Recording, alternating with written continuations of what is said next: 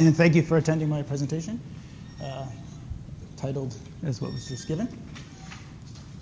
So today I'll quickly be talking about the motivation about why we came up with these selectively transparent and conducting photonic crystals, which I'll be referring to as STCPCs. I'll get into a little bit about their structure, and then I'll talk about how they can be used for amorphous silicon-based building integrated photovoltaics, as well as the same for dye-sensitized solar cells. And then I'll wrap up with some summary and conclusions.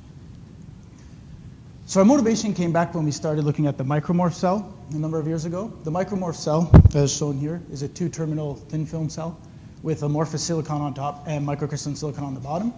And ideally, all of the photons of energy above the band gap of amorphous silicon should be absorbed in the top cell. That's the spectral region shaded here in yellow.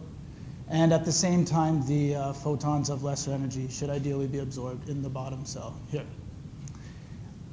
And with this type of structure, people have achieved as much as 11.7% efficient submodules. It might even be higher now. This was a few years back.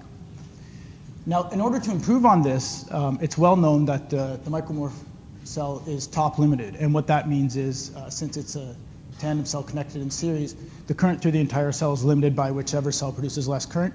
And it's known that it turns out the top cell produces less current in this case. So ideally, you want to make the top cell absorb more light in order to boost its current, to increase the overall current of the cell. Now, people thought, okay, well, maybe we can just increase the thickness of the top amorphous silicon cell. But at the time we were studying this, it turns out you can't do that to increase the efficiency. The reason is the increased thickness will cause the cell to further degrade via Stable-Wronski effect. So we need to implement enhanced light trapping schemes. And traditionally, what was done was to insert what's called an intermediate reflector.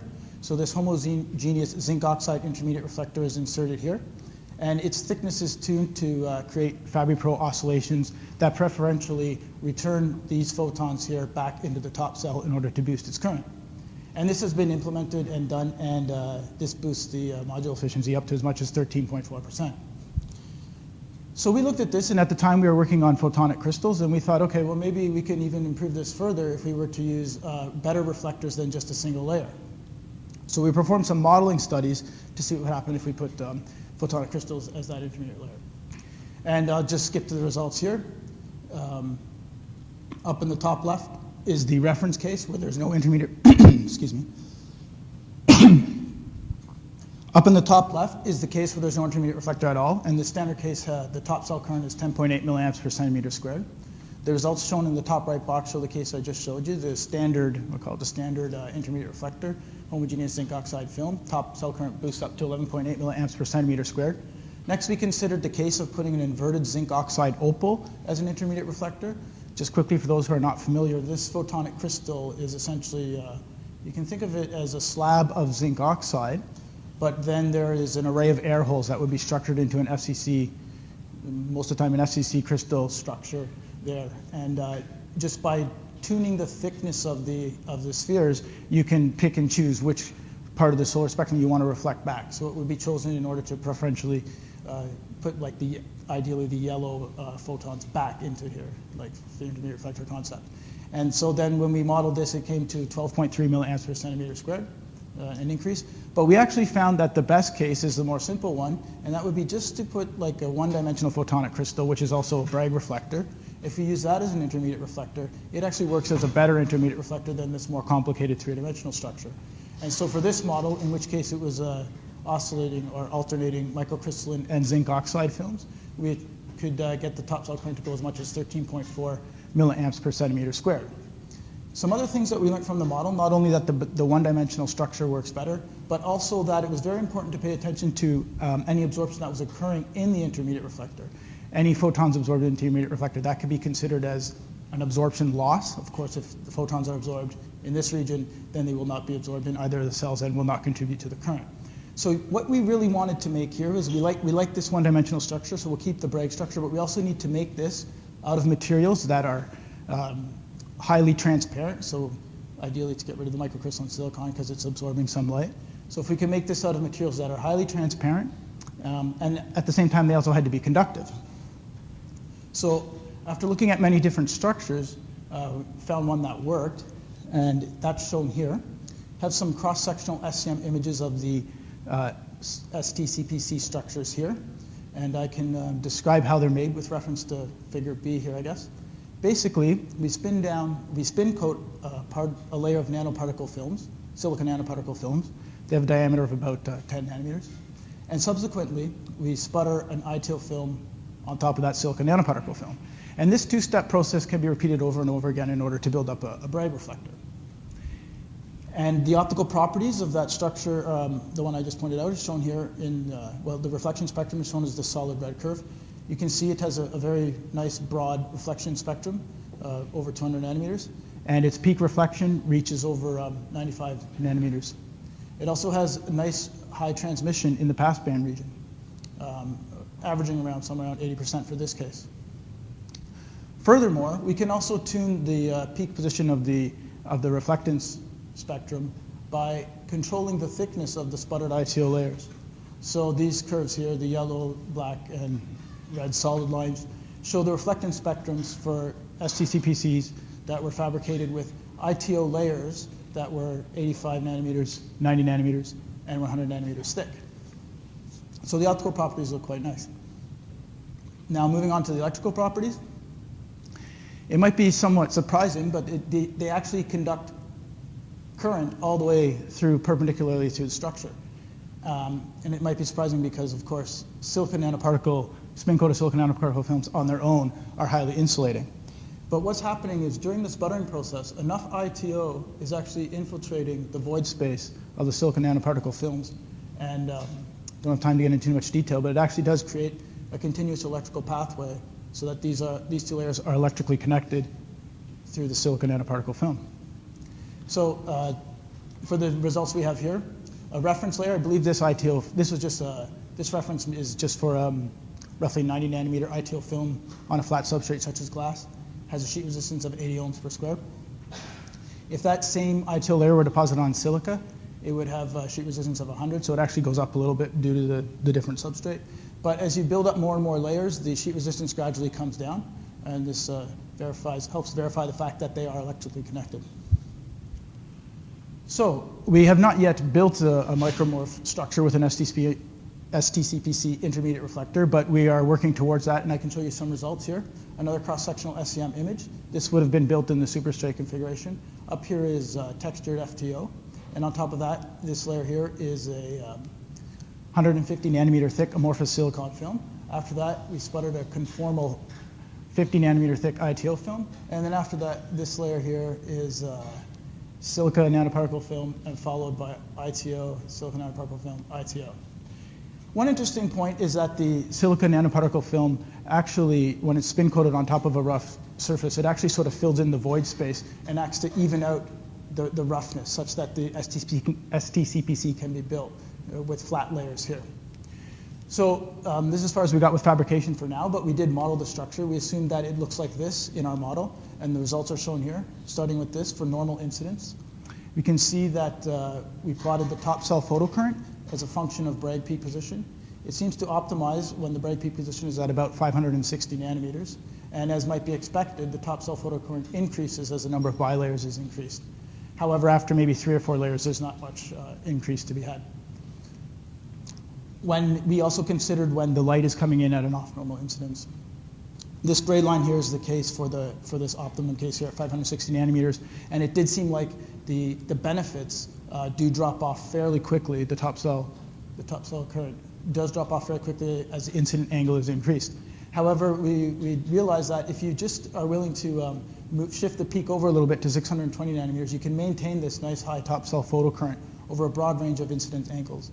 And in summary, it's basically about almost 20% increase compared to a reference case with no intermediate reflector over a broad range of incident angles when using the STCPC as an intermediate reflector in a micromorph cell.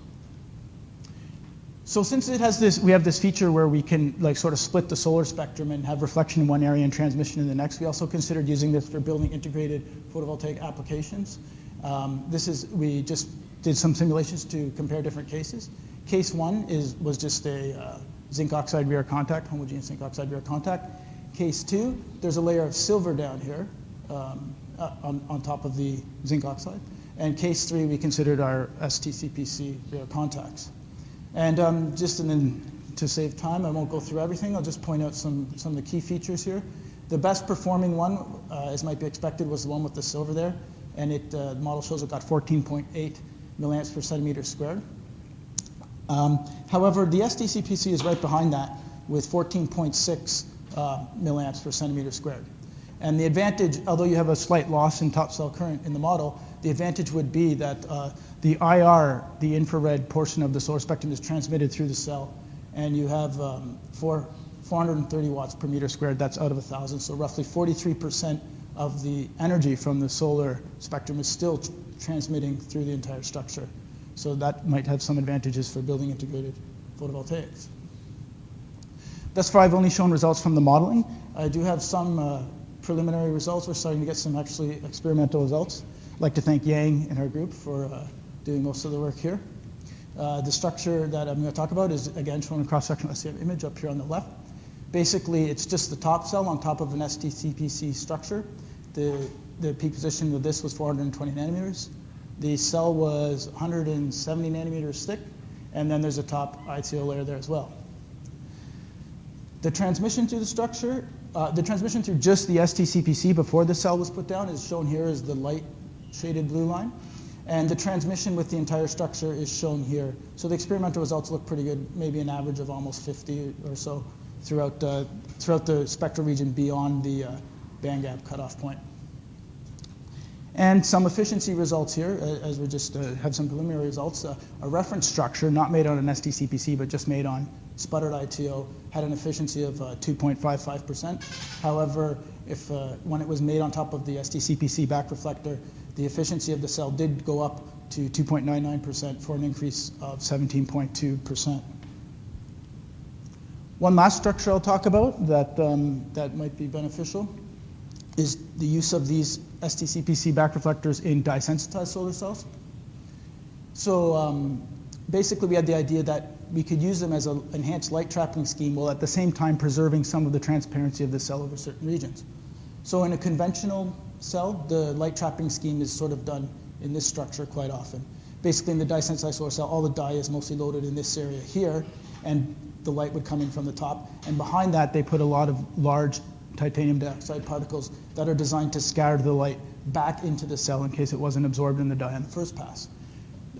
However, these light scatterers here will scatter all the light. They'll scatter the infrared light and the red light and the visible light and everything all together.